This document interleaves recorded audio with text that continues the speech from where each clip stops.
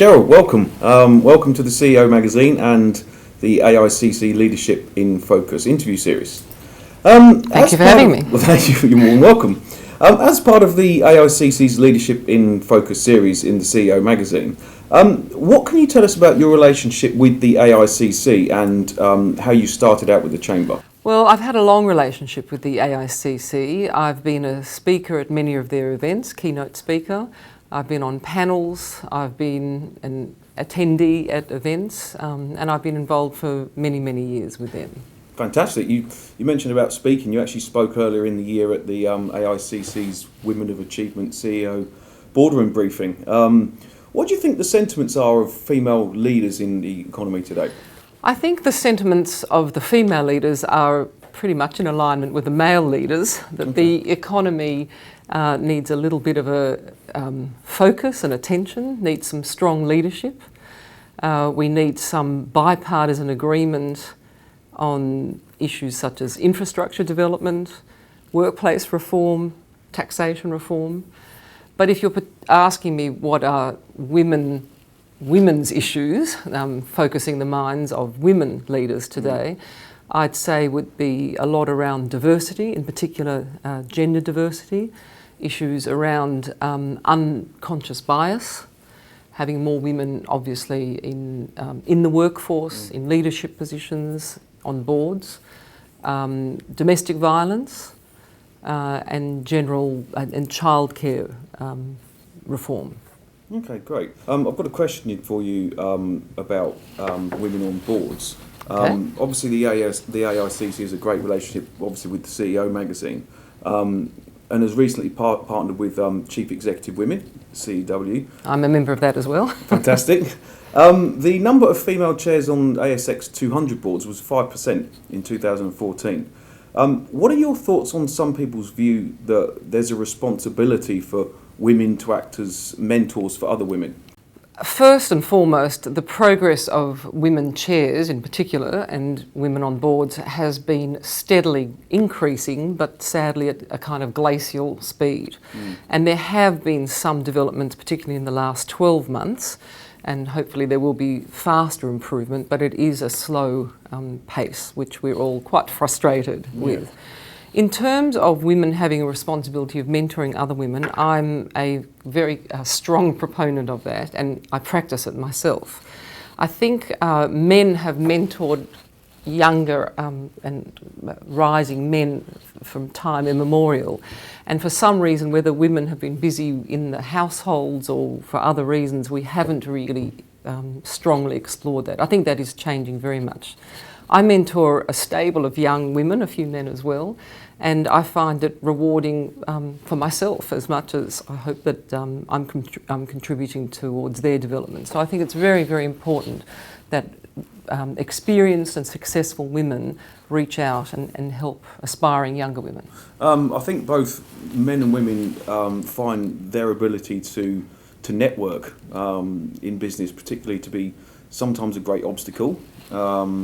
And in terms of the AICC, how have organisations like the AICC facilitated networking opportunities and to enable people to help, form like crucial relations?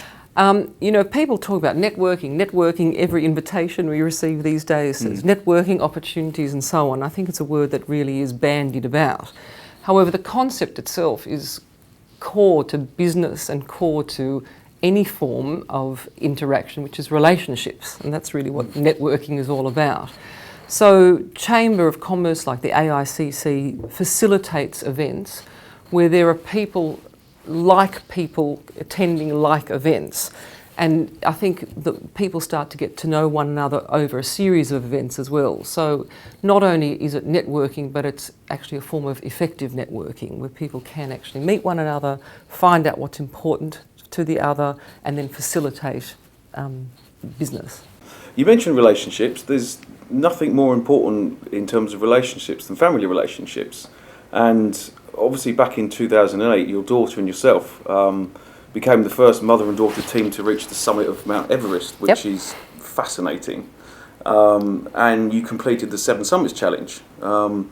Why did you take up adventuring and mountain climbing, and what do you think it's actually taught you? Oh, so many questions in that. Yeah. One of the great joys of my mountain climbing experience and doing the 7 summits was actually doing it with my daughter, sharing something so extraordinary, the physical, the mental challenges, the spiritual aspect, the whole lot of it, sharing that with someone I love so deeply, and my daughter, and watching her grow and bloom over that 8 years from when she was 16 to 24, which is very transformational in the life of a young woman, was really quite special for me. Why did I take up mountaineering? It just kind of happened, really. We've always been a very ski mad family and sporty family, and I wanted to go trekking to Everest Base Camp, which is not such a big deal. And my husband thought he wasn't interested, my son wasn't interested, and my daughter, who was then 16, was very interested. And I always say that was the beginning. That was a trek, not a climb. But there we met some people who talked about climbing Kilimanjaro, so we did that next. There we met some people who spoke about the 7 summits. So I always say we were a bit the Forrest Gump of mountaineering, because we kind of climbed one mountain which was way out of our comfort zone, really, really hard for us, and did very well, and then thought, oh, okay, we'll go and do another one. And suddenly we were on Mount Everest. Fantastic. Suddenly we were on the top of Mount Everest. Was it difficult?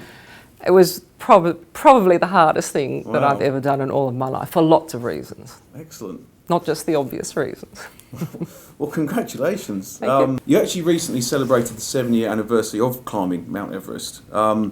Looking back on it, how do you feel that the way you approach challenges in business changed after actually reaching the summit? What did you take away from it? I've taken away a lot from each mountain I've climbed and each adventure that I've had. I've also skied to the North and the South Pole. And I find that the adventure life and the business life, apart from balancing and complementing one another, are an iterative experience. And I learn about myself, and I learn about the world in one forum, and I apply those principles to the other, and then it keeps building. So from the mountains to business, I certainly, in a very physical sense, learnt the lesson that even what appears impossible is not. You can set what seems to be an impossible goal, break it up into smaller pieces, do all the hard work of planning and preparation, risk assessment, risk mitigation, and then you can do what seemed impossible, like climbing Mount Everest when you're a normal citizen. Yeah. And then rules from the business world have equally helped me in my mountain world, and that's a lot around risk assessment and risk mitigation. Fantastic. You mentioned about things being seemingly impossible. One of the greatest challenges in business today is thought to be the concept of disruption. Yep. Do you identify with this challenge in your numerous roles, or do you actually feel there's a more pressing problem in corporate Australia? So first of all, in terms of disruption, I don't consider that a problem. Okay. I consider that a challenge. We do live in a world of continuous change, and lately that change has sped up and feels like it's speeding up even more. I'm sure there have been other great times of change, but there's been some fundamental changes of business models, business platforms, just completely different ways of doing business, and we see that's going to be changing more and more.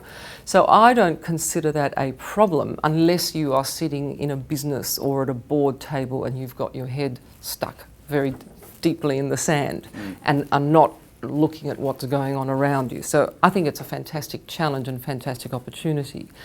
So I don't consider that the most pressing problem. I consider that one of the elements that in running an organisation, be it small or large, you have to see what is happening in your industry and in the world. More pressing problems would be, the connectedness of the economics in the world, climate, the issues around climate, issues around, new issues that are coming up like cyber security and so on. Cheryl, you were the former chairman of a number of boards, including ANZ Trustees Limited, South Australia Film Corporation, and the Foundation for Alcohol Research and Education, FAIR. What do you personally think that are the benefits of having gender diverse boards? I think there are enormous benefits from having gender diverse boards. First and foremost, I think there are enormous benefits from having a board with great diversity, be it gender, experience, background, age, qualifications. If you have a board of 10 identical humans, what's the point of having a board? Might as well have just a nice little dictatorship going on. So I think to have a diverse board is the best board, where you can have quite serious debate on topics from different perspectives. Clearly, given that females are 51% of the population, at least, 50% at least, to have a gender diverse board brings in that perspective. And then again, one would hope different levels of experience, qualifications, and so on. So in my experience, both as chairman of a board and also as a non-executive director of a board, I've found that the strongest boards, which then translates into also better outcomes for shareholders, has been gender diverse boards and diverse boards. Fantastic. Speaking of different boards, you hold several roles on a range of boards spanning the arts and sport. Yeah. What are your views on bringing commercial acumen to non-traditional business sectors, and how you transfer best practice and pretty much learn from the best of both worlds? Yeah, no, that's a great question, and certainly that's top of mind. So even in the business world, one of the things that boards look for are experience, credibility, and business acumen. And they're things that are developed with experience and knowledge over time. And a lot of times, in the past, it's not the case at all anymore, but for example, in the sports boards, not-for-profit boards or arts boards, they might be people who are passionate about the game or the arts or friends, and they weren't really a best practice, best corporate governance board. So that has completely changed these days, as sport is huge business, as you know, and the arts world fight for every dollar and have to be best in game, really. So I chaired a couple of those boards, South Australian Film Corporation, the Adelaide Film Festival, and have been involved in basketball and football, and chaired the Australian Sports Foundation. And in those cases where I've been either non-executive director or a chairman, I've tried to bring best practice corporate governance and best practice business practice into those organisations without at the same time overburdening them with too much paperwork and too many forms to fill and so on. And at first there was resistance in each of those cases where I've been involved. But slowly, and with a clear focus on what we were trying to achieve, everyone could see the benefits and the game lifted. So that's going in the direction from business to the non-business world. Then from the non-business world back to business, I'm a patron of Sports Connect, for example, and bringing the two worlds together. And a lot can be learned from the coaches and the managers and the teams that can be quite fantastic lessons within business. Brilliant. Speaking of bringing two worlds together, obviously there's Australia and Israel, and bonds between our two countries has never been stronger thanks to the AICC. Israel itself has a very unique, innovative culture.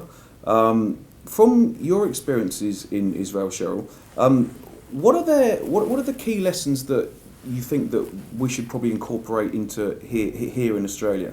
Okay. So I've got a long association with Israel. I lived there for a year. I speak Hebrew. I have friends and relatives there. But more importantly, my family is involved in a couple of major businesses. So I'm on the board of one, and I'm very, very actively involved in another. And they're in both cases, and this is relevant to this answer, they're incredibly innovative, groundbreaking, disruptive kind of companies. One is in the field of speaker technology. It's in a kind of advanced stage of developing the world's first MEMS speaker. It's going to be like a millimetre, it's like a chip. So can you imagine, instead of the bulky speakers, it'll even go into our phones, it'll only be a chip which is stronger and more powerful, so that would be quite disruptive. And the other company is in cancer. Instead of the rudimentary chemo and surgery we have now, this is based on immunotherapy, getting the body to fight cancer. So they're quite innovative. So as you say, Israel has a very distinct culture of innovation, particularly in technology, in medical area and science. So what are the lessons for Australia? We are the lucky country, and we have incredibly smart and creative and technically minded people. What we don't have, though, is the strong support that Israel gives in order to develop startups, fund them, find capital, find marketing, find commercial support, and actually translate it from a good idea into a global business. So I think that in Australia we could learn from, having more digital technology lessons in the classroom, from primary, high school, technical colleges. I'm a lawyer, so perhaps I can say I think we need less lawyers and less bankers and more scientists and more engineers to cope with where the world is going. But primarily Israel really underpins strong VC, strong incubators, strong development pathways for startups. It's no surprise when I was in Israel just now, we saw Jamie Packer eating at the next table. He's apparently bought a house there and is very busy looking into all sorts of innovative technologies. So Australia has got the product, but it hasn't got enough government and business facilitation. Yeah, I know there's a lot of people with good ideas in Australia that sometimes pretty much leave to take, like Silicon Valley or things like that, which is a shame because there's some really good ideas here. Yeah, we're smart. We are, yeah. You're a first generation Australian, with your parents migrating to Australia from Europe following World War II. What do you think their experience, surviving war and moving to the other side of the world, what do you think that kind of taught you, and how do you think it's contributed to who you are today? I would say that my parents are the most significant influence on my life, without any doubt. A lot of people say that about their parents, of course, but it was very much that lesson. They arrived as penniless refugees. Their families had been murdered. Australia was actually one of the few places that did allow refugees to come in. When you look at what's going on in current times, that also weighs heavily, but that's another issue. So they arrived, they had menial jobs to begin with, but with a very, very strong work ethic, very much values of integrity and honesty, family being number one. They worked very, very hard, and for them, I'm an only child, and for them my education was their primary focus, and to strive to always be the very best, to be honest, to give back to people, to give back to society. They really had a very big commitment on giving back. So all of those values have greatly influenced me. Okay.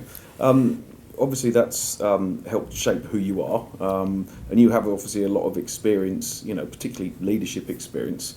How do you use your experience and obviously your leadership experience to help motivate and inspire your teams? I like to lead by example, but I also like to lead by, I try to find the best people for the task, and then I will guide them in what I'd like to achieve. But then I also, of course, have a discussion with them so that we all are on the same page. I'm not a kind of a benign dictator. It really is always a group effort at the end of the day. It's not one person. So everyone has to sign up to the task and understand the task, primarily what the goal is and the steps that are taken towards that goal. I then usually allow them to run pretty free. If they're not performing, I will either try to speak to them or shore them up with other people or other processes. But I think one of my strengths as a leader has been clearly identifying what the goal is, clearly identifying the steps, and then allowing the people in their positions to run their own race with a light touch by me. I've always said one of my only rules is I hate surprises. I hate surprises. So actually, the worse the news is, I like to hear it immediately so that I can be involved in managing that situation. But apart from that, I have quite a light touch. But as long as everyone not only understands the goal and the steps along the way, but there are regular meetings or times to reassess it. Because although you do have a plan, that's not set in concrete, and you do obviously have to be flexible according to market and other conditions. You've obviously pushed yourself in terms of your business career and obviously climbing the 7 summits. Why do you believe it's important to push yourself and take obviously calculated risks in business? Obviously in business, but also in life. Why is it important to push yourself? Yeah. I mean, this kind of goes back to the other question about my parents and so on. And I think for me, it was very much imbued a value of strive to be the very best you can. And the only way you can strive to be the very best you can is to keep moving. And the words you said before, calculated risk, are key. The things that stop people from being successful in their personal life or in their business life, there are 2 key things. First is fear, and secondly is complacency. So fear is just that fear of taking that next step. Even fear of what other people will say, fear of your own naysaying, it's too much money, it's too hard, it's impossible, all of those, or it's too scary. And complacency is a little bit of what sometimes Australia suffers from. You know, things are pretty good, I'm pretty comfortable. Yes, I'd like to do that, but it's more comfortable here. So I've really been guided by always pushing in business and in my personal life, but I'm not a risk taker in the sense of just jumping in and to hell with the consequences. To me, it's very much an analysis of the risk and then taking a calculated risk. And sometimes you decide not to move forward. I don't always, sometimes you might pause for a moment and then move in a different direction or at a different time. But I think it's key. I think taking no risk is the biggest risk. Yeah, that makes a lot of sense. Okay, one final question, talking about your career in general. Who do you think inspires you the most, or who's kind of had like the most impact in your career? Yeah. So I'm inspired by smart people, hardworking, people who think outside the box. I'm inspired by people who are compassionate and know to give back to society and who try to make a change, but also who do it on a one-on-one basis in a quiet way. But mainly I'm inspired by energy and innovative and hard-working people. So, for example, I've just finished the new book on Elon Musk, which I thought was terrific. I mean, I think he's very inspirational. And then in a political sense, someone like Aung San Suu Kyi, in her quiet determination, is very inspirational. Melinda and Bill Gates I find particularly inspirational, not for what they did in the past, but what they're doing in the present with their huge philanthropic aspirations and giving. Cheryl, on behalf of the CEO Magazine and the AICC, thank you very much for your time. Well, thank you too. Thank you.